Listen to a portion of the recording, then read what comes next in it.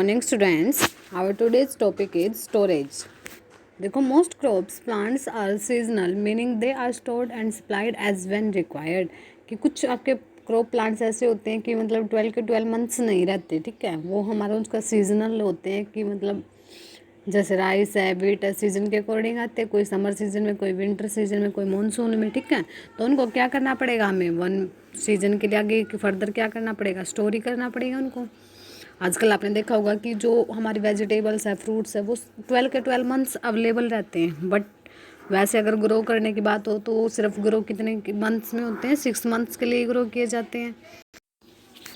तो मतलब वो कैसे आ रहे हैं, वो आपके कहाँ से आ रहे हैं, स्टोरेज से ही आ रहे हैं, ठीक है। जब उनको स्टोर करोगे आप, मतलब अच्छी मतलब सप्लाई जो स्टोरेज उनकी अच्छी होगी, तो मतलब उनकी क्वालिटी कैसी रहेगी, ऐसे ही रहेगी जैसी पहले थी, ठीक है।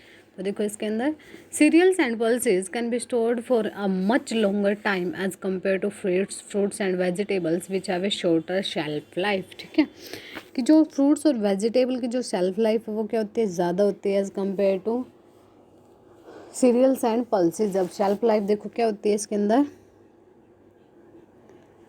The length of time for which perishable food items are fit for consumption or use or can be sold in the markets।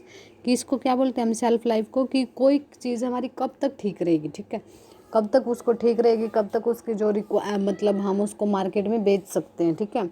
जैसे आप कोई फ्रूट्स लेके आते हो तो आपको पता है उसको आप 2 दिन तक, 3 दिन तक आप ईट कर सकते हो, ज़्यादा टाइम तक वो क्या हो जाता है, फिर ख़राब हो जाता है। तो ऐसे ही शेल्फ लाइफ भी कुछ टाइम होता है कि जिस टाइम तक हमारा क्या हो जाता है, फ्रूट्स वेजिटेबल हम स्टोर कर सकते हैं, ठीक है, उसको यूज़ कर सकते हैं, मार्केट में सेल कर सकते हैं। जैसे आपने कुछ फूड आइटम्स होते हैं उनके ऊपर लिखा होता है ना एक्सपायरी डेट, यानी इस डेट के बाद वो क्या हो जाएंगी, यूज़ नहीं कर सकते हम। अगर हम यूज़ करेंगे तो वो क्या करेंगे, कुछ अपोजिट रिएक्शन करेंगे हमारी बॉडी के अंदर, ठीक है। तो ऐसे ही हमारे जो पल्सेस हैं, सीरियल्स हैं, उनको हम ज़्यादा टाइम के लिए स्टोर कर सकते हैं as compare to vegetable and pulses, because उनकी शेल्फ लाइफ कैसी होती है, शॉर्ट है। Cereals and grain are dried properly in sunlight. कि जो सीरियल्स हैं, ग्रेन्स हैं, उनको हमें क्या करना चाहिए, सबसे पहले ड्राई करना चाहिए प्रॉपरली सनलाइट के अंदर बिफोर स्टोरिंग। जैसे हम अपने घर पे भी करते हैं ना, कई बार जो स्टोरेज करते हैं तो पहले क्या करते हैं, उनको सन ड्राइंग करते हैं, यानी सन के धूप के अंदर उनको अच्छे से ड्राई करके फिर स्टोरिंग करना स्टार्ट करते हैं उसकी। तो उससे क्या होगा, जो मॉइस्चर है उसके अंदर, मॉइस्चर क्या होता है, जो वाटर कंटेंट है वो सारा का सारा क्या हो जाएगा, वाटर वहाँ से इवेपोरेट हो जाएगा।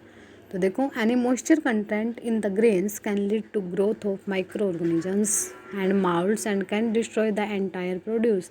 कि अगर थोड़ा सा भी उसके अंदर अगर मॉइस्चर आ गया, अगर हमने ड्राई ना करा के उसको वेट को ही अगर स्टोरिंग करना स्टार्ट कर दी, उसकी स्टोरेज कर दी, तो क्या हो जाएगा, सारा का सारा जो हमारा क्या है उसके अंदर क्या, किसकी ग्रोथ हो जाएगी, माइक्रो ऑर्गेनिजम्स की ग्रोथ होना स्टार्ट हो जाएगी, ठीक है।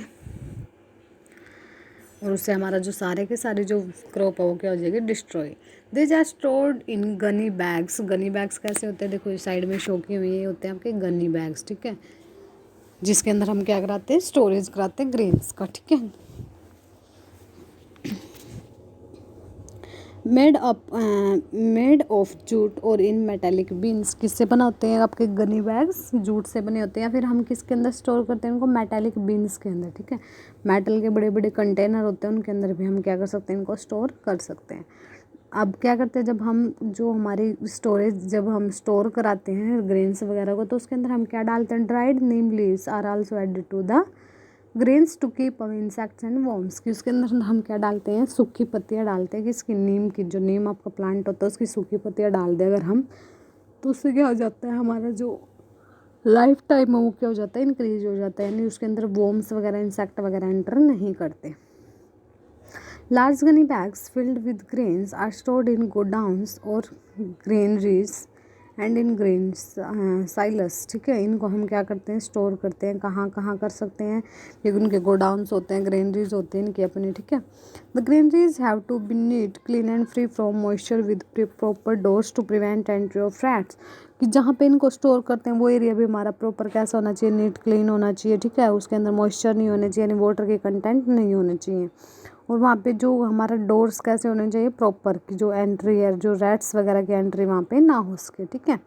This have to be checked periodically to avoid loss of crops, कि हम उसको ये नहीं एक बार स्टोर कर दे तो उसको देखे ही नहीं, उसको हमें पीरियोडिकली यानी एवरी पीरियड्स यानी मंथ में या फिर हमें मतलब एक वीक में उसको क्या करना चाहिए, दोबारा चेक करना चाहिए कि कहीं पे लॉस तो नहीं हो रहा, ठीक है, ग्रेन्स वगैरह हमारे ख़राब तो नहीं, डिस्ट्रॉय तो नहीं हो रहे। These are also fumigated regularly to ensure better storage, कि वहाँ पे फ्यूमिगेशन क्या होता है कि बार बार स्प्रे वगैरह करना चाहिए हमें कि इंसेक्ट्स वगैरह अगर एंटर कर जाए तो उनके क्या हो जाए, किल हो जाए वो, ठीक है। नेक्स्ट अभी हमारा कोल्ड स्टोरेज, ये तो थी हमारी सन ड्राइंग स्टोरेज। नेक्स्ट आती है हमारी कोल्ड स्टोरेज, ठीक है। देखो storing done at very low temperature, कि जब हम क्या करते हैं वेरी लो टेम्परेचर पे स्टोर करते हैं किसी चीज़ को, तो ये हमारी चीज़ किसको स्टोर करने के लिए यूज़ की जाती है, ऑलमोस्ट फ्रूट्स और वेजिटेबल्स को स्टोर करने के लिए, ठीक है। ये जो हमारी ऊपर वाली प्रोसेस थी ये किसको कर रही थी, सीरियल्स और पल्सेस को, और ये हमारे किसके लिए है, फ्रूट्स एंड वेजिटेबल्स के लिए, ठीक है। It increases self life and their nutritive value for longer periods, इससे इनकी सेल्फ लाइफ इंक्रीज हो जाती है और न्यूट्रिशन भी इनका मतलब जो इसके अंदर न्यूट्रिएंट्स है वो भी लंबे टाइम तक इसी के अंदर रहते हैं, ठीक है। It also stops the action of enzymes and prevents their spoilage, ये क्या करता है, action of enzymes and prevent their spoilage, की जो एंजाइम्स वगैरह है और उसके अंदर एंटर नहीं करेंगे तो उससे क्या हो जाएगा, जो हमारे फ्रूट्स और वेजिटेबल्स है वो डिस्ट्रॉय नहीं होंगे, स्पॉइलेज नहीं होंगे, उनके ख़राब नहीं होंगे वो। Meat, fish, eggs and various dairy products are also stored in this way, आपको पता है हम मिल्क वगैरह कहाँ रखते हैं, रेफ्रिजरेटर के अंदर, फ्रिज के अंदर रखते हैं हम सारे डायरी प्रोडक्ट्स, ताकि वो क्या ना हो, ख़राब ना हो, ठीक है। तो इसलिए हमें उन चीज़ों को कहाँ रखा जाता है, हमेशा फ्रिज के अंदर, ठीक है, कोल्ड टेम्परेचर पे। नेक्स्ट टॉपिक आता है हमारा एनिमल हस्बेंड्री, ठीक है। एनिमल हस्बेंड्री देखो क्या होता है, the branch of science that deals with breeding and raising of domestic animals on a large scale, की ब्रीडिंग की क्या करना, जो एनिमल्स हैं हमारे, ये क्या होती है, ब्रांच ऑफ साइंस होती है जो क्या करती है, किसके साथ डील करती है, किसकी स्टडी करती है कि जो हमारे एनिमल्स हैं, एनिमल्स को हम कैसे डोमेस्टिकेट कर रहे हैं, कैसे एनिमल्स को रखते हैं, जैसे एनिमल हस्बेंड्री होते हैं या पोल्ट्री फार्म्स वगैरह होते हैं, तो उनकी स्टडी करती है, ठीक है। तो देखो man is an omnivore and animals have been an integral part in man civilization, कि मैन के आपके ओमनिवोर्स है यानी बोथ प्लांट और एनिमल दोनों पे डिपेंड होते हैं अपने फूड के लिए, और ये एनिमल्स के इनका एक लाइफ का इंटीग्रल पार्ट है यानी इंपॉर्टेंट पार्ट होते हैं। तो we get many kinds of food items from animals, आपको पता है जो एनिमल्स होते हैं फूड आइटम्स बहुत सारे प्रोवाइड करते हैं, ऐसे जैसे मिल्क है, मीट है, ठीक है, और कुछ जो मिल्क से फिर आगे फर्दर डायरी प्रोडक्ट्स बनते हैं। Here are some of the products obtain from animals, first है milk producing animals are called milch animals, question भी आता है यहाँ से, जो मिल्क प्रोड्यूसिंग एनिमल्स हैं उनको हम क्या बोलते हैं, milch animals. It includes cows, buffaloes and goats, ठीक है, जो हमें क्या प्रोवाइड करते हैं, मिल्क प्रोवाइड करते हैं। Milk is use to prepare varieties of products such as butter, ghee, curd, cheese and cream, पता है मिल्क, ये सारी चीज़ें हमें किससे मिलती है, मिल्क से बनती हैं, ठीक है। नेक्स्ट हमारा poultry, poultry includes birds such as hens, duck, geese and turkey, ठीक है। इस जो पोल्ट्री के अंदर क्या होता है, जो हमारे एग लेइंग एनिमल्स हैं उनकी हम क्या कराते हैं, कल्टीवेशन कराते हैं, ठीक है। We get eggs and meat from them, कि उससे उनसे हमें एग भी मिलते हैं और मीट्स भी मिलते हैं। Which are a good source of proteins, की जिसमें मैक्सिमम अमाउंट में एग्स के अंदर क्या होते हैं, protein. They are raised in poultry farms, कि वो कहाँ रखे जाते हैं, पोल्ट्री फार्म के अंदर, ठीक है। ये जो मिल्क में जो आपके यहाँ पे ये मिल्च एनिमल्स रखे जाते हैं ऐसे, ठीक है, और ये कहाँ, ये तो हमारी डायरी होती है ना, और ये कहाँ, पोल्ट्री फार्म्स के अंदर रखे जाते हैं, ठीक है। नेक्स्ट देखो थर्ड होते हैं आपके फिशरीज, ठीक है। फिश भी क्या एनिमल्स हैं। Fishes are places where fish are reared, कि जहाँ पे फिश रखी जाती है उसको हम क्या बोलते हैं, fisheries. We get fish from both marine and fresh water sources, पता है मैराइन वाटर कौन सा होता है, जो आपका सॉल्टी वाटर होता है, फ्रेश वाटर कहाँ होता है, जो आपका पॉन्ड्स लेक्स के अंदर होता है, ठीक है। तो क्या दोनों के अंदर क्या मिलते हैं, हमें फिशेज मिलती हैं। There are a rich source of proteins, vitamin and minerals, कि इनके अंदर फिशेज के अंदर क्या होते हैं, मैक्सिमम अमाउंट में proteins, vitamin and minerals present होते हैं।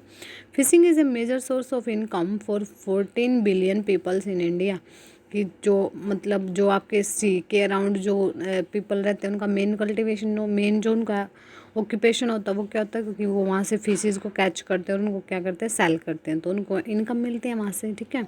Fish farming on a large scale is known as pisciculture, ये इंपॉर्टेंट है यहाँ से, व्हाट इज़ पीसी कल्चर, तो फिश फार्मिंग, ठीक है, या फिर cultivation of fishes is known as pisciculture. Pisciculture किसके लिए यूज़ होता है, फिश के लिए, ठीक है। एपिकल्चर होता है आपका हनी बीज के लिए, कल्चर करना कल्टिवेशन ऑफ हनी बीज, ठीक है। The rearing of honeybees on a large scale is known as to obtain honey is called apiculture. Honey contain sugar, water, minerals and vitamins. Honey के अंदर क्या क्या प्रेजेंट होते हैं, sugar, water, minerals and vitamins. It is commonly use in Ayurvedic medicines and is use as a sweetener. कि honey कैसा होता है, स्वीटिंग टेस्ट होता है, तो स्वीटनर की तरह भी यूज़ होता है हमारा, और क्या से इसको आयुर्वेदिक ट्रीटमेंट में, यानी जो आयुर्वेदिक मेडिसिन्स वगैरह में इसको क्या किया जाता है, यूज़ किया जाता है। ओके, चैप्टर ओवर आपका यहाँ पे।